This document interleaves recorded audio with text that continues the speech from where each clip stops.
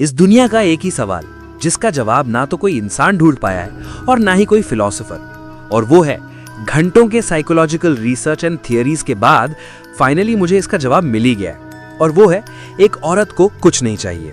I mean, उसके hormone को बहुत कुछ चाहिए लेकिन उसे कुछ नहीं चाहिए। क्या? ये क्या बक रहे हो माधव? आगे वीडियो में सब समझाता हूँ। देखो, अगर तुम्हें लगता है शाहरुख खान की मूवीज जैसा तुम एक लड़की को इंप्रेस करने की कोशिश करोगे तो वो तुमसे पट जाएगी, तो तुम बेवकूफ हो और सिंपल भी। और अगर तुम्हें लगता है bad boy super lead sigma ignorant Kabir Singh बनके तुम एक लड़की को पटा सकते हो, तो तुम नहीं, वो यूट्यूबर्स बेवकूफ हैं जो तुम्हें ऐसा बनने को कहते हैं। क्योंकि चाहे तुम शाहरुख खान बन लो या फिर बैड बॉय कबीर सिंह, तुम जो भी बन रहे हो उस लड़की के लिए बन रहे हो, तो तुम्हारे बिहेवियर से उसको पता चल ही आना है कि हाँ, इस बंदे की कोई न्यू टेक्निक है मुझको पटाने की। क्योंकि एक साइकोलॉजिकल फैक्ट है कि विमेन के सेंसेस इतने स्ट्रांग होते हैं कि कॉन्वर्जेशन के स्टार्टिंग के 4 मिनट्स में ही वो पता लगा लेती है कि तुम उन पर फिदा हो या फिर नहीं। तो भाई, जब उसको कुछ चाहिए नहीं है, हमको कुछ करना नहीं है, तो फिर बनना क्या है? The gentleman personality, cold and काम। तुमने देखा होगा अपने आसपास एंड सोशल मीडियाज पर भी कि एक हूर की परी जैसी दिखने वाली लड़की एकदम एवरेज लड़के के साथ ऐसे घूम रही होगी जैसे उसके लिए जान कुर्बान करने को राजी है। मैं तुमसे पूछता हूँ, चलो बताओ ऐसा क्यों? अगर तुम्हारा जवाब है कि वो लड़का पैसे वाला होगा, तो एक बार उसकी जेब देख लेना। Redmi Note 10 का फोन मिलेगा जिसकी स्क्रीन भी टूटी होगी। लेकिन वो लड़की उस लड़के के पीछे इतनी पागल क्यों है?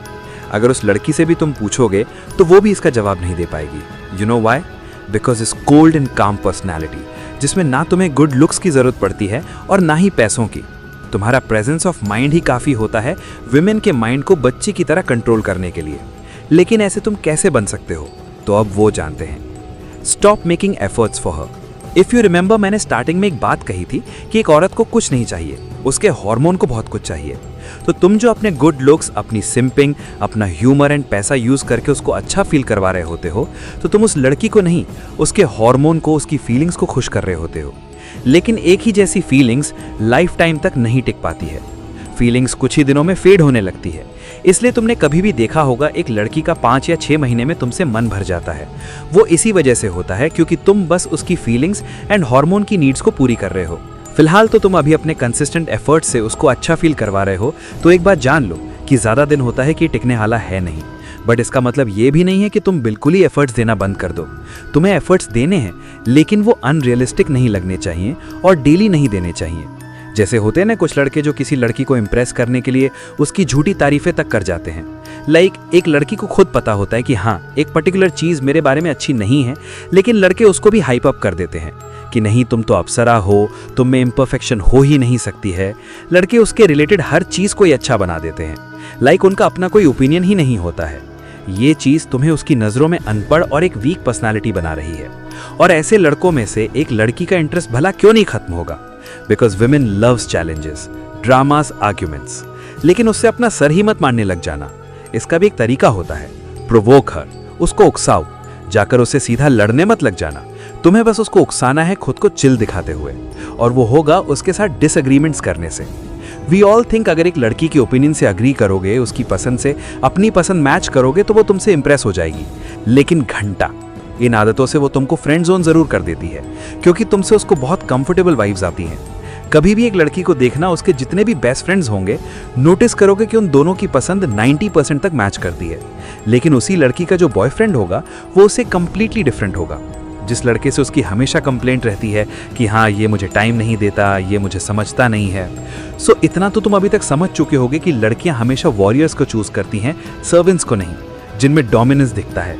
और वो डोमिनेंस निखर के आएगा जब तुम्हारा खुद का अपना ओपिनियन होगा, अपना एक विजन होगा और एक ऑनेस्टी होगी, अपने लिए भी और सामने वाले के लिए भी। यही चीज तुम्हें उस लड़की की नजर में अच्छा या बुरा नहीं बनाती है, बल्कि सबसे डिफरेंट बना देती है, और तुम काफी इंटेलेक्चुअल साउंड करते हो।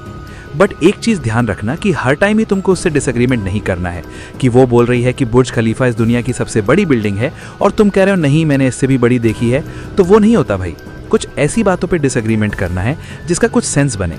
लेकिन तुम अपने ओपिनियन से उसको जितना ही उकसा लो, अपनी कामनेस बनाए रखनी है इन एवरी सिचुएशन। लेकिन उस कामनेस को शो कैसे करना है, अब वो जान लेते हैं। Be emotionless. सबसे ज्यादा गुस्सा इंसान को कब आता है? जब तुम उसको कुछ कहो और वो तुम्हारे अकॉर्डिंग वैसा रिएक्ट ना करे। साइकोलॉजी के हिसाब से women are more attracted to those kind of man जिनकी लाइफ के बारे में उनको ज़्यादा पता नहीं रहता है। हमेशा एक नार्सिस्टिक इंसान को देख लेना, उसका भी बिहेवियर ऐसा ही होगा। अपने इमोशंस बहुत कम शो करते हैं एंड शो भी तब करते हैं जब उन्हें खुद को डिफेंड करना हो। इमोशन से मेरा मतलब ये है जब तुमको jealousy, anger, fear, empathy, sadness आती है तो तुम उसको शो कर देते हो, उसको बता देते हो कि हाँ इसकी ये चीज़ मुझे पसंद नहीं आ रही तो प्लीज़ वो करना बंद कर दे। बट इससे उसको तरस नहीं आता है, बल्कि इससे उसके ईगो को और ज़्यादा कॉन्फिडेंस मिलता है। वो तुमसे वैलिडेशन पाने के लिए वही चीज़ें बार बार रिपीट करती है और तुम उसी ट्रैप में बार बार फंसते चले जाते हो। इसलिए ऐसे इमोशंस को तुम्हें शो नहीं करना है ऑल द टाइम। हाँ, नॉर्मल ह्यूमन ट्रेट्स है, तुमको ऐसे इमोशंस आएंगे, बट तुम्हें उसको शो नहीं करना है। यहाँ तक कि तुम्हारी बात करने की टोन में भी झलकना नहीं चाहिए कि तुम बहुत ज़्यादा नीडी हो। इमोशन शो ना करने की आदत तुम्हें उसकी नज़रों में एंड बाकी की नज़रों में भी काफ़ी ज़्यादा मिस्टीरियस बना देती है। क्योंस ये बंदे को आखिर कुछ फ़र्क क्यों नहीं पड़ता?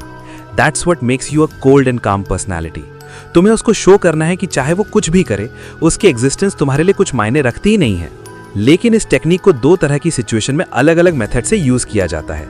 अगर तुम रिलेशनशिप में हो तो इसको बहुत ही कम यूज़ करना, क्योंकि अगर तुम्हारा रिलेशनशिप अच्छा चल रहा हो या बुरा चल रहा हो, दोनों ही केसेस में तुम्हें एक दूसरे को अंडरस्टैंड करना आना चाहिए। क्योंकि कम ऑन यार, तुम इंसान हो, रोबोट नहीं। ऐसे अनवांटेड बिहेवियर उसको शो करोगे तो उसको पता चल जाएगा एंड वो इरिटेट हो जाएगी, क्योंकि वो स्टार्टिंग से तुमको जानती होगी कि हाँ ये ऐसा बंदा तब था तो फिर ऐसा क्यों बिहेव कर रहा है। लेकिन अगर तुम स्टार्टिंग के टॉकिंग स्टेज में हो, किसी लड़की के साथ या रिलेशनशिप में नहीं आए हो, तो आज से अपनी इमोशन शो करना बंद कर दो। उसको दिखाओ कि चाहे वो तुमको कितना इग्नोर कर ले, जेलस फील करवा ले, तुमको कुछ फर्क नहीं पड़ता है और तुम्हें अपनी लाइफ के बारे में भी बहुत कम बताना है। लेकिन जब तुम्हारी उसके साथ कॉन्वर्सेशन डीप जाने लगे, मामला थोड़ा रोमांटिक होने लगे, तब तुम अपनी पर्सनल लाइफ के बारे में बता सकते हो, because it is a moment to be vulnerable. But ध्यान रहे ओवर शेयर मत कर जाना।